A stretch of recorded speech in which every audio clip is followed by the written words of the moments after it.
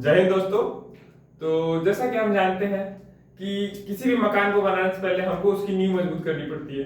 अगर किसी मकान की नींव मजबूत ना हो तो वो मकान या वो इमारत या वो बिल्डिंग कभी मजबूत नहीं बन सकती। मैथ्स का भी वही फंडा है। जब तक हम मैथ्स में अपने बेसिक्स को मजबूत नहीं कर सकते तब तक हम ये एक्सपेक्ट नहीं कर सकते या हम उम्मीद नहीं कर सकते कि हमारा मैथ्स बहुत बढ़िया होगा। आपने सुना होगा या देखा होगा कि बहुत से लोग बोलते हैं कि हमारा मैथ्स अच्छा नहीं है या मैथ्स अच्छा सब्जेक्ट नहीं है क्योंकि बनता नहीं है। दिक्कत वो नहीं है, दिक्कत ये है कि हमने उन लोगों ने या हमने उन लोगों का बेस अच्छा नहीं कर पाया या उन लोगों ने अपना बेस अच्छा नहीं कर पाया। तो हमारे जो बेसिक्स लेक्चर्स हैं हम इसमें पहले देखेंगे कि हम अपने बेसिक्स को कैसे बिल्ड करते हैं, उसके बाद हम एडवांस कैलकुलस में जाएंगे कि मैथ्स को आखिर होता क्या है। ठीक है, तो हम इसी अपने बेसिक लेक्चर की कड़ी को आगे बढ़ाते हुए आज हम देखेंगे एडिशन ऑफ रेशनल नंबर, या अगर हम हिंदी में बोले तो परिमेय संख्याओं का जोड़। तो रेशनल नंबर जो परिमेय संख्या होती है, तो आज हम सबसे पहले देखेंगे रेशनल नंबर होते क्या है।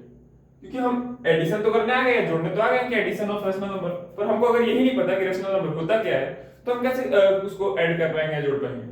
तो जो रेशनल नंबर है वो इसके नाम से ही पता चलता है कि रेशनल नंबर क्या होता है। वह नंबर जिसको हम रेशियो के फॉर्म में लिख पाए वो नंबर को हम रेशनल नंबर बोलते हैं।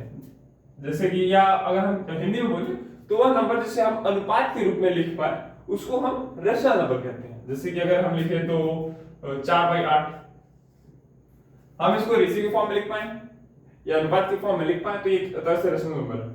इसी चीज को बाय डेफिनेशन हम थोड़ा सा अच्छे से बोलते हैं कि वह नंबर जिसको हम P/Q के फॉर्म में लिख पाए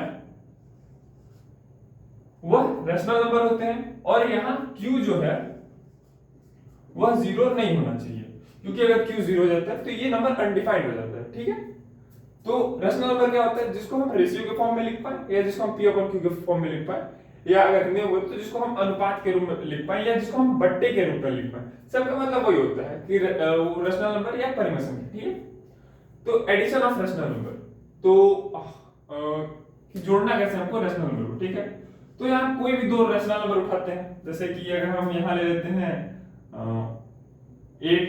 8/6 प्लस 4/8।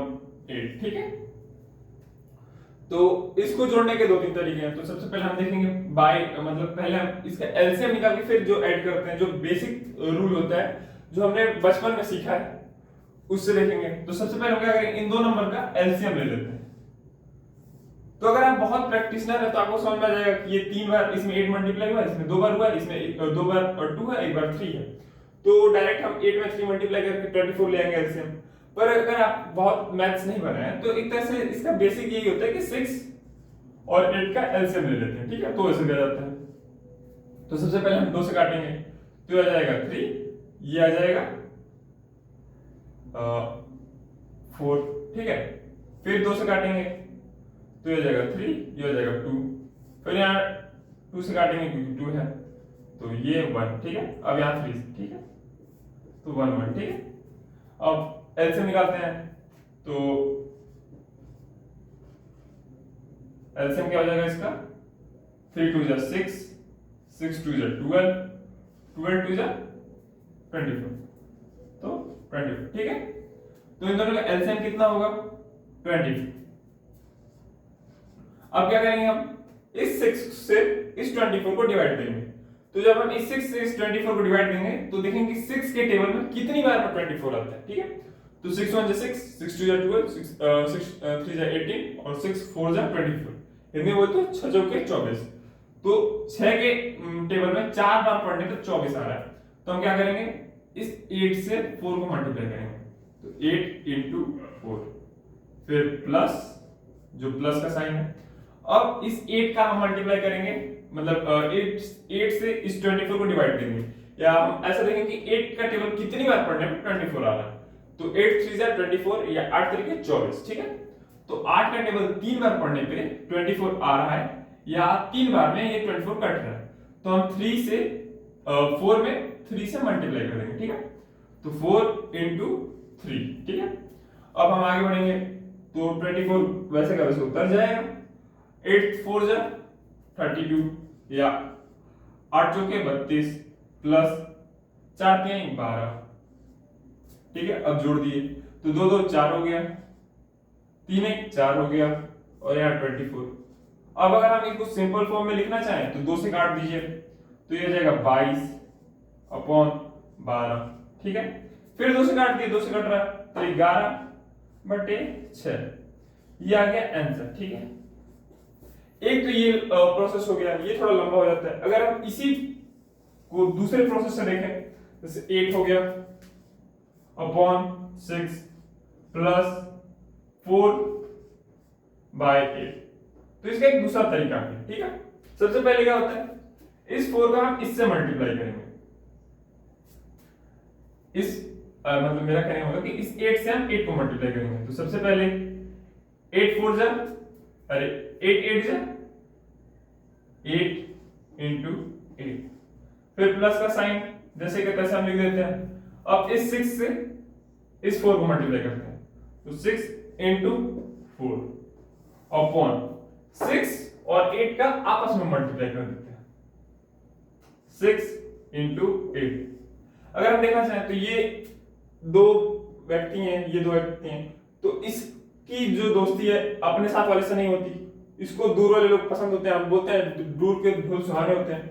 तो इस 8 का को अच्छा ये लगा, 6 को अच्छा ये लगा, तो इसने इससे जाके दोस्ती कर ली, इसने इससे जाके दोस्ती कर ली, तो ये ऐसे इसने इससे दोस्ती कर ली तो यहाँ ये आ गया, इसने इससे दोस्ती कर ली तो यहाँ आ गया, और इन दोनों ने आपस में दोस्ती कर ली तो ऐसे, ठीक है।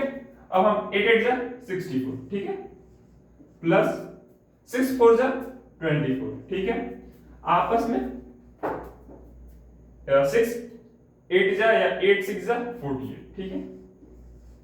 अब इन दोनों को हम जोड़ देते हैं, 4 4 8, ये हो जाएगा 8 6 2 8 अपॉन में 48।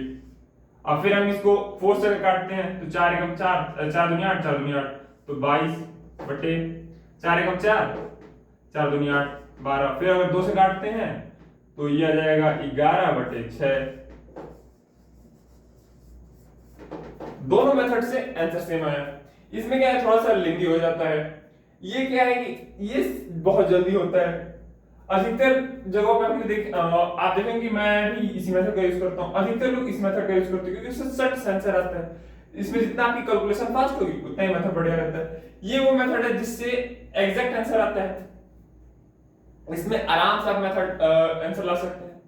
तो अभी तो हमने एडिशन ऑफ रेशनल नंबर देखा, अगर हम इसी की जगह ऐड की जगह माइनस कर दें तो ये सब्ट्रैक्शन ऑफ रेशनल नंबर हो जाएगा, जिसकी बात हम अगले वीडियो में करेंगे। तब तक के लिए जय हिंद जय भारत।